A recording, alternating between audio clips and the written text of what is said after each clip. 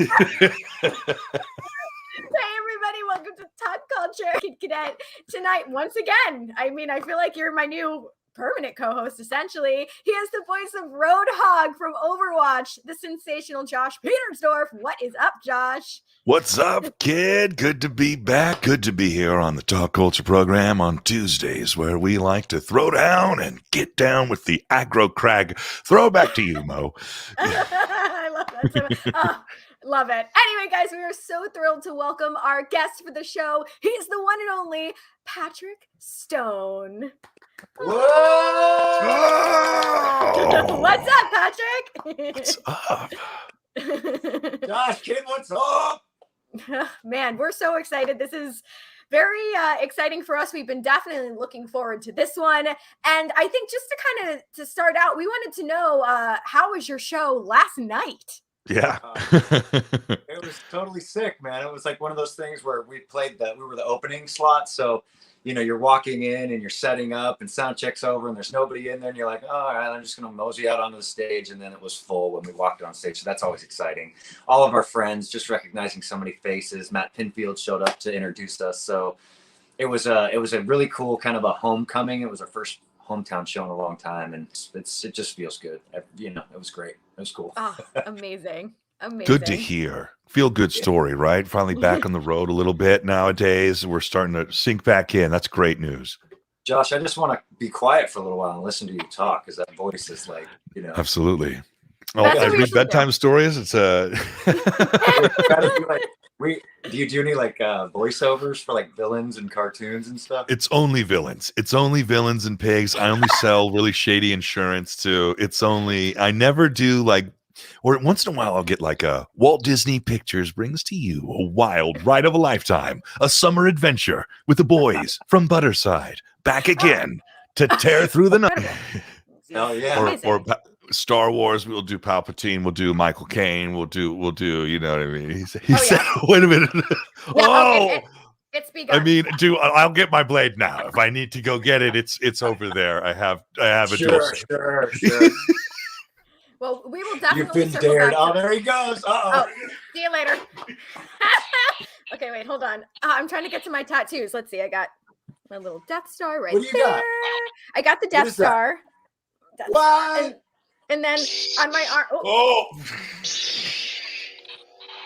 Wow. I think his is bigger than mine.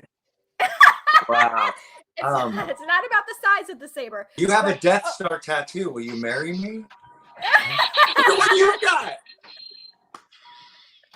Ow, that should hurt really bad. Anyway, so this is. Oh my gosh, I love we're it. so nerding out right now. This is awesome. This is what we do. I mean, so we were going to get to the nerdy stuff later, but let's start with the nerdy stuff now. Hold on. I got one more to up both of you. You ready? Got the new one. Oh, whoa. Okay. Whoa. Right. Okay. I'm He pulled the dark saber. He pulled out the dark saber. I love it. Okay, so the question is, what Star Wars film would you say is the most overrated, and which film do you think deserves more credit than it actually gets? The first one definitely deserves all of the credit. A New Hope, I think. You know what I mean? It's just like I don't know. I saw that when I was just such a little kid, you know, and it's like the whole story with the droids. It just seemed such a great story to it, you know. All of the rest of them kind of. I mean, Empire Strikes Back was just like phenomenal, but I'm a nut when it comes to this stuff. You know what I mean? You can't get me to say anything bad about it at all. Any of them. I love all of them. It's just like. People start talking shit and like, you know, I'll start slapping people because it's just like, you know, you're talking about my family. I don't know. I feel like it's just such a part, you know? I mean, overrated. I don't know. I don't know if there were any of them that was a little overrated. I would say maybe The Last Jedi was a little bit pushed, you know, but still great. It's just part of the, you know, if you give me anything, I'm just happy that we're getting more. I remember there's just years there where it's like, there was nothing and all you could do was live off of what you'd already been given so long ago. And it was just like, that was still enough to get me through. And then when they came out with this whole new burst of stuff, I was just like, "Rah!" Total kid in a candy store, you know?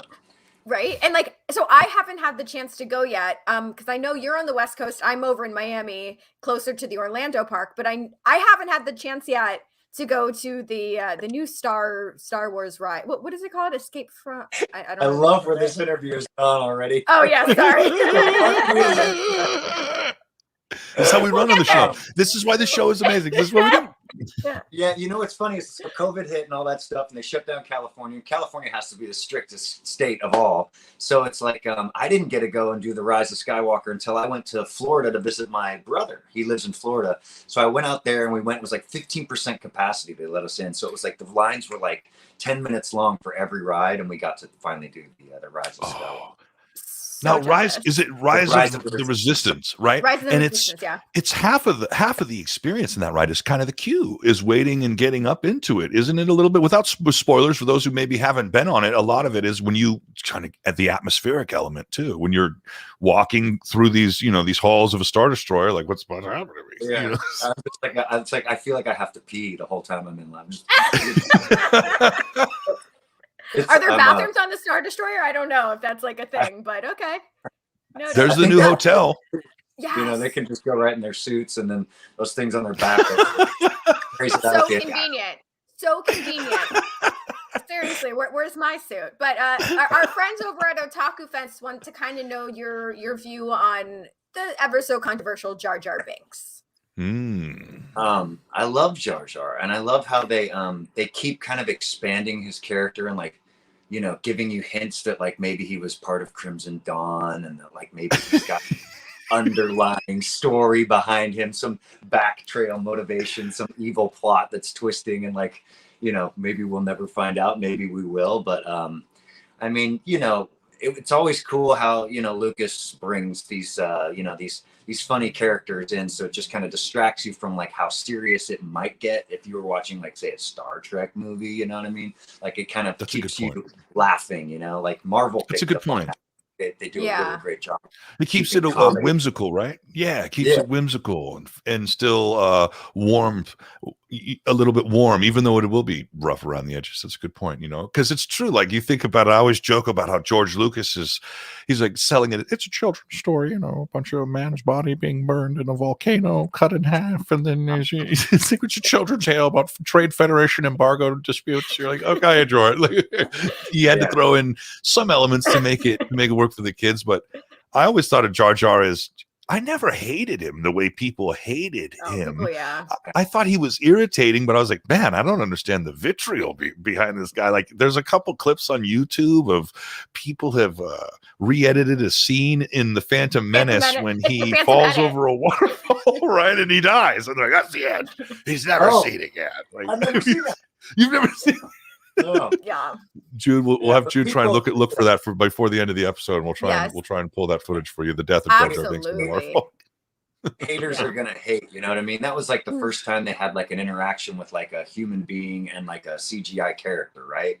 Like green screen, blue screen. Like he was like, you know, he was at the head of that whole. He was the spearhead of blue, like a CGI, blue screen, green screen technology back then. So just to see somebody interacting with a character that wasn't really there, it was phenomenal work. You know what I mean? You got to take your hat off to those guys. Ahmed Best was the actor who did that. We'll just name drop him real quick right there, and yeah, just what you said, Patrick. Like, what a skill. You know what I mean? Yeah. I was at a convention last weekend with Hayden Christensen, and I know that they're getting ready to do this new, it's him and Ewan, right? About Obi-Wan and him becoming Kenobi. So that'll be fun. We have content to look forward to. Yay. I'm excited for that. Cadet, falling in love with you as we speak. Oh, I love you too. There's a beautiful girl talking about Star Wars. What's going on? He's like, and this man with his nice warm voice, he's like, oh, I can fall asleep happy right now. Welcome. Okay, one more thing to nerd out to before we go into like some more music stuff, because we will talk about music. We also kind of read in an interview that your first words were to the Batman theme, and so we need to know, who is your Batman? Oof, all of them. My brother and his friend Matt would run around the backyard chasing each other, dressed up in costumes and with the toys, and they were always singing "na na na na na na na Batman." So that's when I was on the blanket, and I was like, "Na na na Batman." That was my first word. So again, with Batman, you can't go wrong. I mean, I love Michael Keaton. I think that Christian Bale was my favorite. You know what I mean? That Batman, The Dark Knight. Oh my God! Like, there's just, I mean, every time it comes on, it's just like everything else stops. I'm just like, there it is. I gotta watch this. Yeah. So good, you know. Josh, how's your Bane?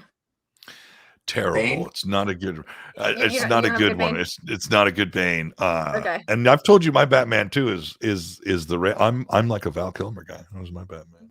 Okay. And I love them all too, but like the Batman Forever, like I was like I think I may have been like 15 or 14 when it came out, so I was just stoked that it was a fun time. I'll have to go to the movie theater. I'll just leave it like that. Yeah. Shout out to I may have made out for the first time. Well, in the Batman movie, right? To the Batman movie. Right. Okay. The new one, the Justice League, is sick too, though. The best Batman line ever was like, "What's your superpower?" And he's like, "I'm rich." You know, that's so cool. And accurate. Yes. The Batfleck. Yeah, dude. He wasn't terrible. I didn't mind Ben as the Batman. Yeah, he had a good big. Like, shut up. Yeah, he had a good chin for it. It's all about the chin. You got to have a chin to play Batman, right? For sure. And I'm excited for Robert Pattinson. We'll see if he can go from Twilight, from vampire to Batman. I think it's going to be great. That's right. That's coming down the pipeline quicker than we know. Next year. We still got some time. But all right, Patrick, let's talk music. So we wanted to mention your new single Voices off your new album, Spiritual Violence. So it was recently released. What was the process of putting out your most recent album? It's very exciting, and we really enjoyed the single. The video, by the way, is incredible for the single Voices too. It's really, really, really awesome. Yeah. Yeah. We spare no energy in creating videos. We love to put everything we have into them. So we went all the way up to Lake Tahoe to film that one.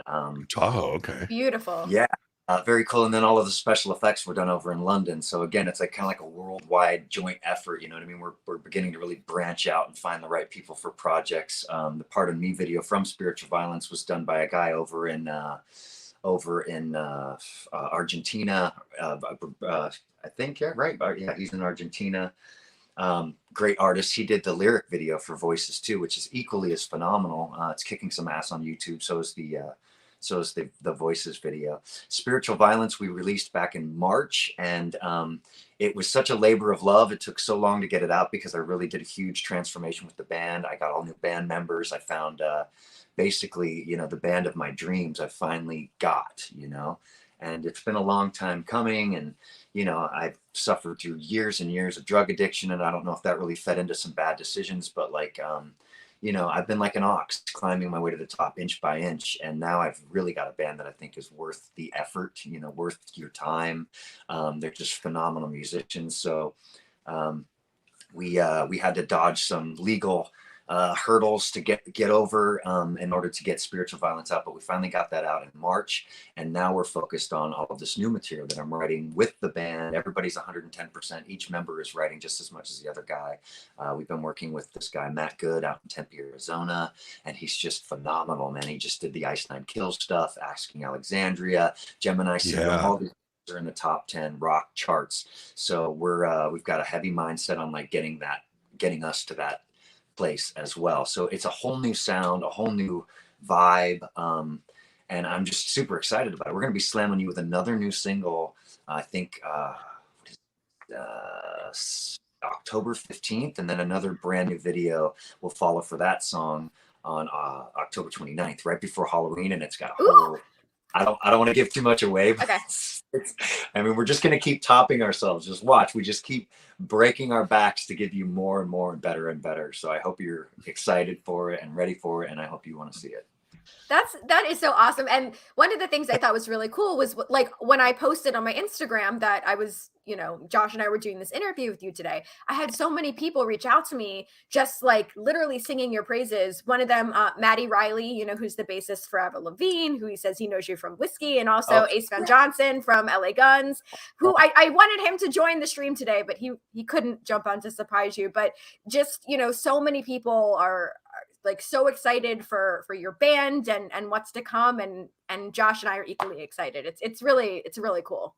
I'm glad to hear you say that the sound, because it sounds great. You know what I mean? The new sound, it sounds awesome. So I'm stoked for everything that's coming, man. Yeah, super grateful. I mean, like as a songwriter myself, I would do everything pretty much myself up until this point, and the songs just really had it just really my stamp on it. And I've always wanted a little bit more of a collaborative, you know what I mean? I want guys that like we feed off one another. 100%. And, that's finally happening. And their musicianship just tops anything. I mean, I've been practicing and playing my whole life, but these guys they have that magic thing. And I'm glad that they feel the same way about my singing and my songwriting, my lyrics, you know what I mean? And that's now where I really just want to focus on that. Can I just be a fucking singer? I don't want to do anything else. Right. Yeah. These guys are the answer is yes. The answer is yes. Yeah. So what did you talk about? I heard you say it. What is the whiskey? What is your favorite thing about such a legendary, venue? What is your favorite thing about the legendary whiskey go? The first thing I always think about when I hear that name, I can't help it, is Jim Morrison like climbing the walls. Talk about Val Kilmer. What a killer job he did. I remember I used to take acid every day and watch that movie over and over again. I was just like, it's like I wanted to be him. You know what I mean? And it was always like, it's always in my head that like, dude, if I just play the whiskey, some record label's gonna walk up and they're gonna sign me, and I'm gonna be like, they're gonna be like, come down off the rafters, Mr. Morrison, Mr. Stone, let's make a record. And I'll be like, okay, cool. And there it was, fucking we're playing at Lemmy's birthday party, his 70th. And he was up there in his throne. They brought this big chair for him, and he's sitting up there, and we were just getting like the vibe that he was going to sign us. And, I'm looking up there and I'm playing some Johnny Cash, and he just goes, like that. And I was just like, this is my Morrison moment. I'm standing on the same stage as Jim did, Yeah. And it's just, it's funny. You mentioned like these guys like Ace and these, famous musicians and stuff. But just like there's always been like kind of like the separation thing. Like I want to make it, you know what I mean? And now I'm kind of looking around like everybody I know is doing phenomenal things, which is great. You always want to surround yourself with people that are outdoing you, so that makes you want to be better. And I just so blessed to be able to play a place like that. I mean, Rocklahoma, that was even, I don't know which is better, but I hope to be playing like, I'll always go back and play the whiskey. It's just such a great place, such a great family there. They treat us like family, Yeah. And you mentioned whiskey, and of course you mentioned Rainbow Room, and we were going to get to it a little bit later, but since you already brought up Lemmy, I think we would be remiss if we didn't just talk about his impact on everybody. I did an interview for Dee Snider from Twisted Sister, and I know Lemmy had such a huge impact on his career. Literally, like just it's overwhelming. And for Josh and I, we're wrestling fans, and so Lemmy has sung some of the greatest wrestling themes in the world for Triple H, for Evolution. But obviously, you have a very personal and special relationship. But what was it like for you the first time that you met the magical Lemmy? Loud. It was loud. It was me, and we were doing some shady shit back in the day, you know what I mean? And that's exactly why I got invited over to the studio. And there I am walking in like and it was just loud. They were rehearsing over at this place. They had like starving musicians or what was it? It was like a moving company, and they had this lockout, and those guys were loaning them this basically like a public storage unit, and they had all of their gear in there, and it was fucking, you could hear it from Highland and Vine practically, and you'd be like, well, it was just so loud. So that was like the first experience. But yeah, talk about like, you'd be at Lemmy's place, and there'd be a knock at the door, and it's Ozzy, I'm stuck, I need to write some more lyrics, That's a bad. And then here's And then I'm sitting on the tour bus with Lemmy, and he's like, I'm working on these lyrics, you know, and he'd hand me a sheet of lyrics, and I'm like, yeah, they're fucking great. Like, what do you want me to say? You know,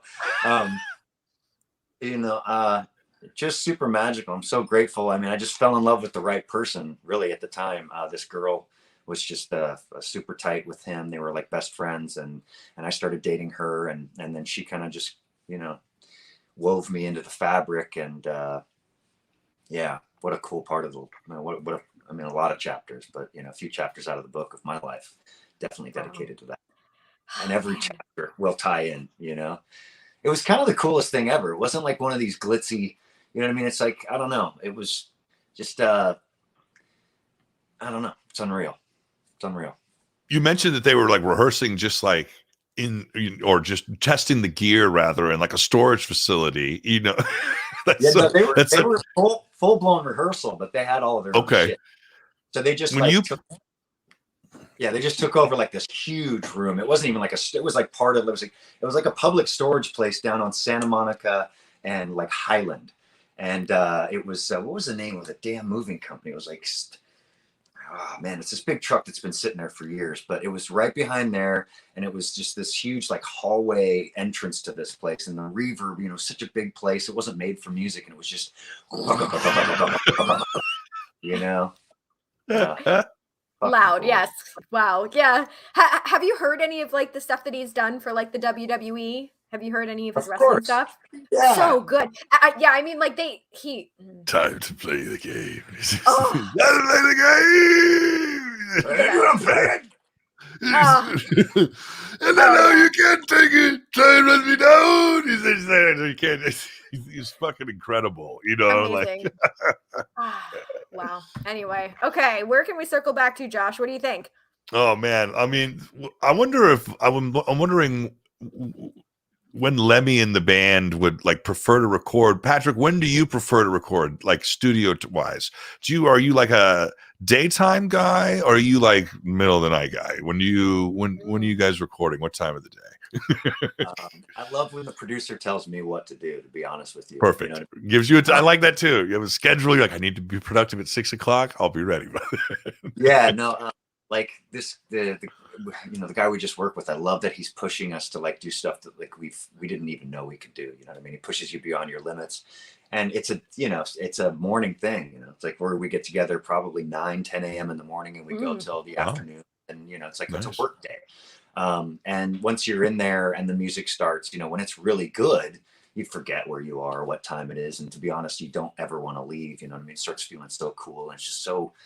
God, like the possibilities of like, you know, what emotions and stuff you might tug at on people when they listen to this stuff, and just the whole thing is just really magical. So any time of day to work with, you know, really people that are really, really good at what they do, and people that are going to push me to get the best out of me. You know, you never know. Like maybe 7 a.m. is the best. Maybe I'm gonna crack a note that sounds cooler than something, you know. Then I'll be like, no, I'll wait till 11:30 when I'm comfortable. I'm gonna hit a super high note and impress everybody. And instead, the producer goes, "No, dude, you need to be like half asleep and like in so much pain." You know what I mean? Now sing, and you're like, now sing. Well, let me ask, because like I think we can agree. Nine's early, like, and especially like your voice, like the aerobics that your voice can do is outstanding, right? Your range is like. Wow. So before you do record, do you do any type of like vocal warm up, or are you just able to get in there at 9 a.m. You're like, let's go? What's your process? Hell no. At 9 a.m. I'm like, do guitars. I've got to go get some tea. Yeah, no, it's sometimes it's up to an hour. I have this wonderful coach. He taught Chris Cornell. He taught Pavarotti. He teaches Miles. Axel, I mean, he'll fly out and see Katy Perry to get her voice back in shape. His name is Ron Anderson. Any vocalist out there that wants to be a great singer, even if you suck, you go see this guy, you're going to walk out a professional in the first lesson. He's so bomb.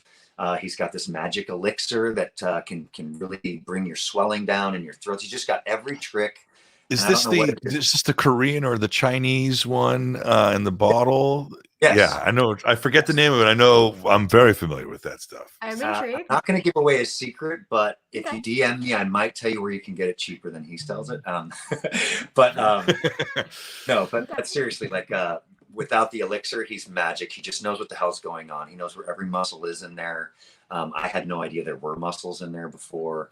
And if it wasn't for him, I wouldn't have landed the gig with Steven Adler and been able to sing Guns N' Roses songs, 14 songs a night, 2 years. So there is a ritual, and he gives me, every time you upgrade your lessons, your warm-ups become a little bit more intense, and it enables you to really kind of peak out your voice to your range just increases every lesson. And it does take me a good, usually about 25, 30 minutes worth of warm-ups before I'm ready to even approach a mic. And I don't want to get up to it because you'll damage your voice. You'll throw it out if you go for a note and you're not, what does he say? He says, if the machine's not running right, nothing's going to work right. So it's like, you've got to get your motor running correctly. And there's a whole thing with the diaphragm and working from down in your, down in your gut and not in your gut. Sorry. Down in, I don't even want to say it. Yeah. You're down here. You're working Yeah. literally like, you're working from down here, which is great. It's a lot of anyway. There's a lot of work that goes into it. Yes. It definitely is, because I mean the last thing that you want to do, and it unfortunately happens to so many singers, is get a tear in your vocal cords or vocal nodules. It just it's so unfortunate. But I love this voice talk as a fellow voice person. Clearly, I'm not as much of a singer, but I do a lot of stressful. Like I said, I literally play villains and stuff like this, and there's a process. Megatron. Roadhog, the big character I'm known for, he's literally like, this is his voice. So it's like, right? So when I drive to the studio sessions, 8:30, 9 a.m. is really early for me. So I got to get up for my voice, not for like me, but for my voice. So I'm getting up, a hot drink, room temp water, and I'm on the freeway screaming at my steering wheel, getting warmed up on the way to the studio. And I'm wondering if these people are looking at me like, what is he doing? I'm just record yourself next time, Josh. That's something we want to see. Oh God, my guys catch me with the Instagram stories all the time, and I'm doing my me. I sound like a dying cat. Somebody stepping on. Oh yeah, I remember like one of my favorite ones that we used to do was like, "Mommy made me mash my M&Ms," and I was like, well, I don't get it, but it helps. Like it really does. Even even the silly ones. But okay, let's say that we're gonna have a biopic based on your life and your band. What would the genre of the film be? Quentin Tarantino would have to do it. Okay. First. Yeah. I mean, he's... What I'm already going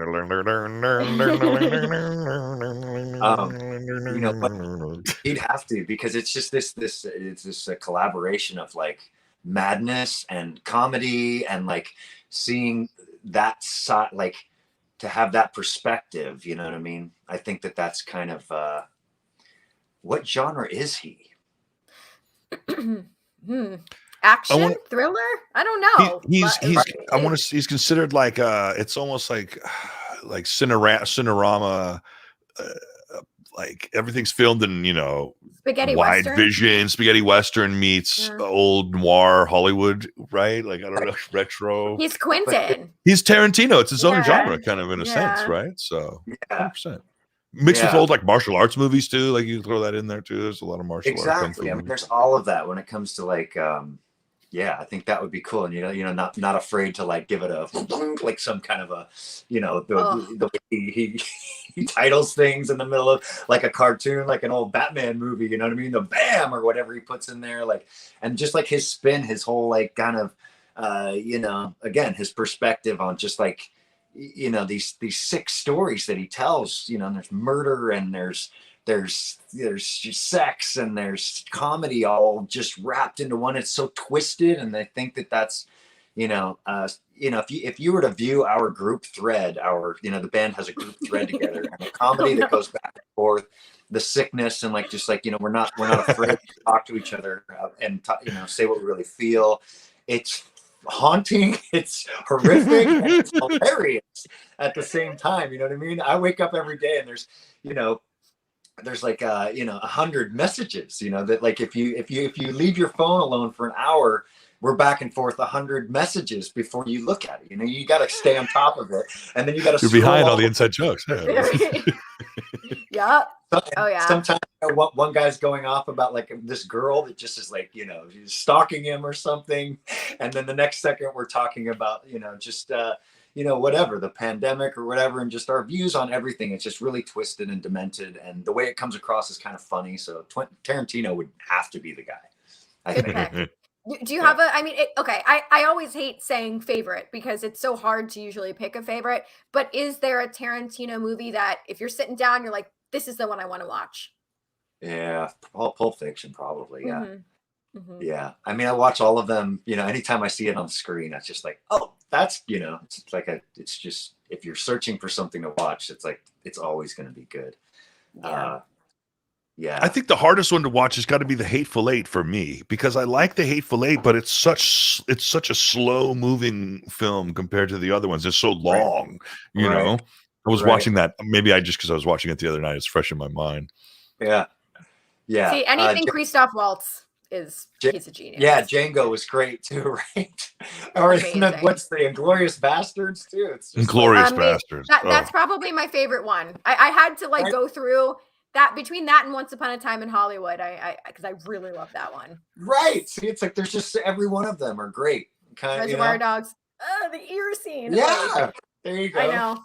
Oh man. Well, okay. So we have a game, but Patrick, before we get into the game, Eric wanted to know if there was any tour plans for Budderside in the works.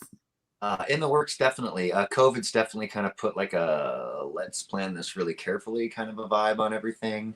And again, with the revamping of the band, we're really excited to kind of take our time to focus on really giving the world a lot of content that really represents us in the best way. So we're getting very creative. Again, we've got 8 songs down, all produced by that amazing guy who did voices. So we've just got this whole new vibe that we're kind of trying to convey to all of our fans that we have so far, and we're trying to really branch out into some new ones, because I think we've really broke into a new genre, and we're looking forward to really working with a lot of bands touring that we've only dreamed of thus far. So so we're kind of going to wait. We're going to get our numbers up. We do have some shows here and there. We're playing Las Vegas at Vamped, a couple shows in December. Japan keeps knocking on our door. We have a tour plan for Osaka and Tokyo.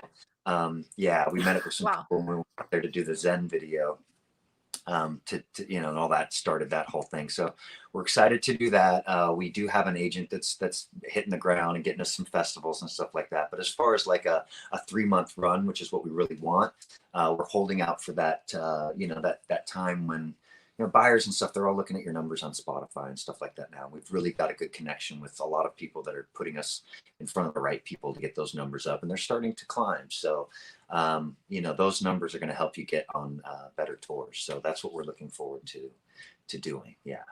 Heck yeah. Well, we look forward to it as well. That is very exciting, and super exciting. Please make a stop. I'm sorry, Miami is kind of right now, but when it gets better, please come to Miami. We welcome you. Hell yeah, Miami. Come on down. I love Miami. 305. Well, okay, Patrick, we have a game. This is a game of Would You Rather. There is no wrong answers. Whatever you feel is correct for you is the correct answer. So, Josh, do you want to read the first one? Absolutely. Let's take us in. Okay. Would you rather, Patrick, go back in time and collab with Chris Cornell, or go back in time and collab with Scott Weiland? Wow, dude. Are you kidding? That's the hardest question ever. It is, yes. And these are going to be very difficult. So, yeah, these are not easy. Oh my God, I can't, dude. You can't. You can't. You can't. Okay. I'd rather shoot myself to decide this. This is crazy. Is it called like a mulligan? Like you don't have take to a mulligan. pick. That's fair. Yeah, we we'll take a mulligan. Take a mulligan? Both. Thanks for giving me the real deep one first. Appreciate that. No, it's really important. Appreciate that. Production. Thank you. I would have to almost choose Scott, only because Scott would be like artistically. I think that I would get something that I've never I think that he would like, it would be like taking music to a level that I never imagined.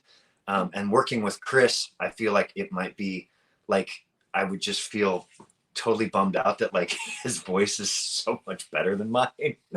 So, but like, I mean, I listen to Chris sometimes from the second I wake up to the second I go to sleep. Sometimes I'll listen to him all fucking day, and just every song just grabs me and twists me and pulls me, and I just want more and more and more.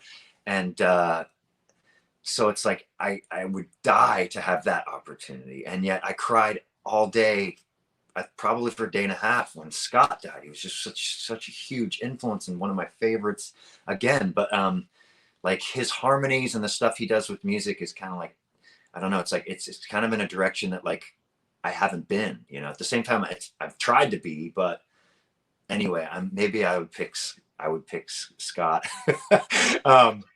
And I'd try to get him sober, probably. Or if we were on the other side, maybe I'd get high with him, or maybe you're already high when you get there. I don't know. That's weird. But yeah, back in time. I'm sorry, the question was back in time. So yeah. So yeah, I would be maybe afraid to be with Scott, because we'd probably end up just doing heroin all day together. So okay, fair enough. Fair enough. Hey, okay, we appreciate it. All right, here's the next one. Might lead to great music. I don't know. Hopefully this one's a little easier, but probably not. Okay. Would you rather? Yeah, these are all hard. I apologize. God, this one sucks too. Would you rather never be able to listen to music from the 70s or never be able to listen to music from the 80s? Oh God. Yeah, this is. Wow. I know. We got to reformat these so they're less depressing. Would you rather lose your left arm or your right arm? Exactly. Yeah. In this case, yeah. Geez, I don't know. Yeah. Oh, wow. I mean, you've got like all of that early AC/DC in the 70s. I would probably have to say, I mean, the 80s take me back to like, there's this nostalgia that happens when you listen to the 80s music. But like, I think the 70s really influenced even the 90s and present day music more than the 80s ever did. I think the 80s, I would have to say the 80s, even though there's so much great music that came out of the 80s. Yeah, it's a hard one. All right, so we're saying bye to the 80s. All right, I guess. All right, if you had to. All right, Josh, next one. All right, would you rather have your eyes peeled open for or have your eardrum shot out with a blowgun? Would you rather watch your least favorite movie for 24 hours straight, or listen to your least favorite song for 24 hours straight? So Clockwork Orange torture, or in a dark room torture with your I think I would listen to my least favorite song for 24 hours, Okay. Being strapped up in your eye, because you have to listen to it. This graphic is severely threatening too. Like this. I could listen and I could do other things, So I'd say listen to the least favorite song. Okay, fair. See, you talked. You could close your eyes at least. Yeah. Right. Or, you could work on things, or you could find something good about. I don't know. Yeah. Okay. Again, all right. Here. Great questions. Great tough questions here. Oh yeah. Oh, they're not getting any easier. Okay. Would you rather keep sucking?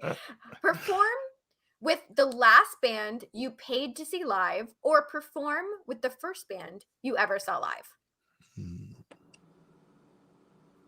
Wow. Who did I see last? I can't think of who I saw last. Last band I paid to see live. So the last band I paid to see live was Lars's Kids. He's got these kids. One of them plays bass like Cliff Burton, and his other son plays the drums like Dave Grohl. And it's badass. It's really badass. And you know what I said while I was watching this band was, I said, man, I'd like to sing for this band, even if it's just for a few hours. So that's a cool question that came up. So I would rather perform with, I have to look up their damn name, slap me. Sorry, Lars, But I went with Matt Pinfield. He took me. He was like, Lars's kids are playing. Let's go see him. So we went and we saw him.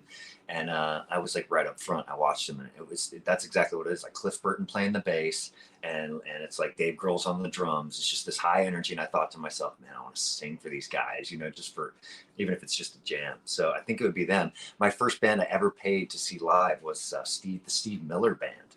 Ooh. Oh, wow. Okay. Yeah, super cool. Ooh. Super cool experience. I think that was like the first time I ever smoked weed too. It was like on the Shoreline Amphitheater lawn, and I was just like, oh yeah, you're like half the Steve Miller Band. That's some Bay Area legend shit right there. Yeah, yeah. Are you like a NorCal native too, Patrick? Or I am. Yes, sir. Okay, I grew up in the Bay Area too. So I grew up in like Dublin, East Bay Area, San Ramon, Dublin. I grew up right there, East Bay Area. Saratoga, Los Gatos, Shakahali, bro. Dude, that's what's up, bro. You're hella cool. We must say the same thing. We must make some hella cool. Yeah, man. Redwood trees, beaches, Wow. Yeah, you mentioned Tahoe over there. I was like, oh, that's some NorCal shit right there. Only in NorCal. Yeah, that's where we go to ski and snowboard and stuff. Heavenly and Squaw Valley, all the good stuff. Taipei, Squaw- Houston. Squaw Houston. Valley, we were in Squaw Valley once. My buddy had a cabin there. We'd spend Christmases up there.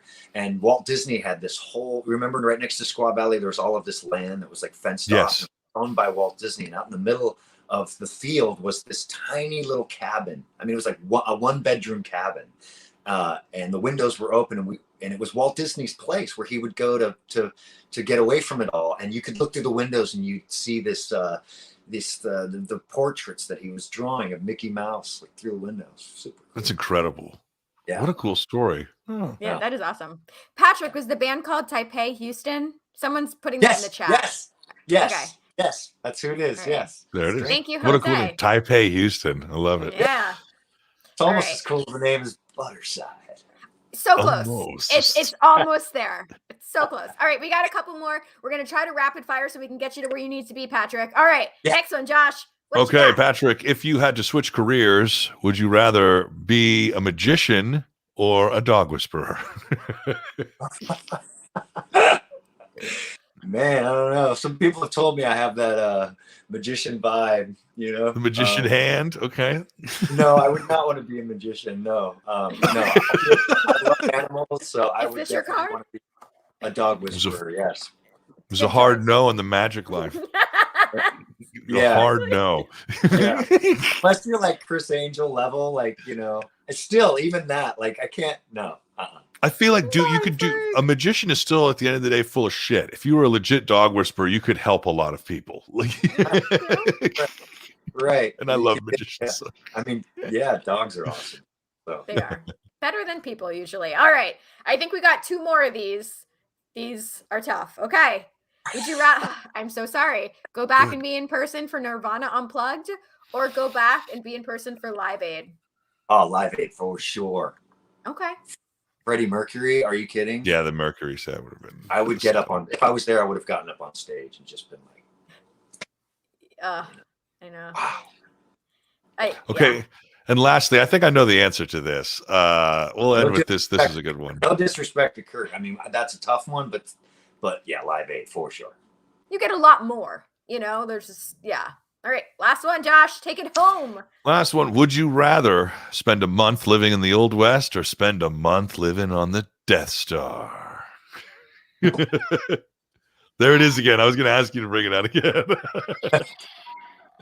Wow, I don't have mine anymore now. This isn't cool. Now I feel left out. As you should, Josh. As you should. Let me use the Force. Yeah.